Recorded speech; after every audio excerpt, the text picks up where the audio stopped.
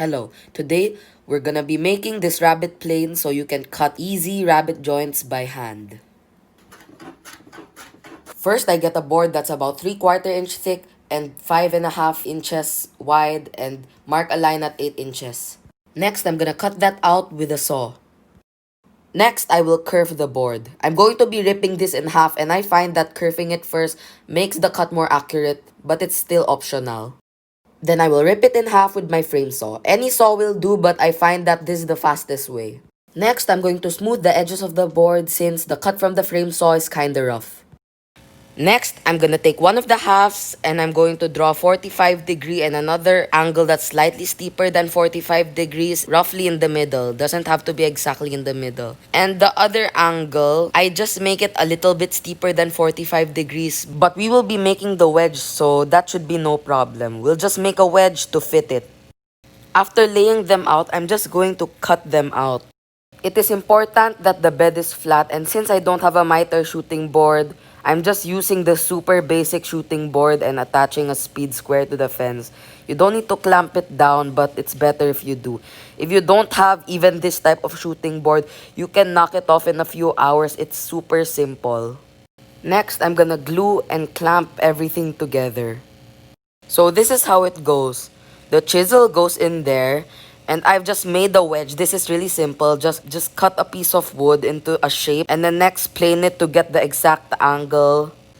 And at the top of it, just cut a bevel there so it won't hit the chisel, and add some sort of circular groove so that you can get the wedge out with a mallet. To make the fence, just get a thin piece of wood and then slice it the same length. Next, I drill a hole that's really loose so that I can run in screws, tighten them, and loosen them whenever I need to adjust it. So the final assembly, put the chisel in, make sure that it's flush with the wood. Next, get the wedge and put the wedge in.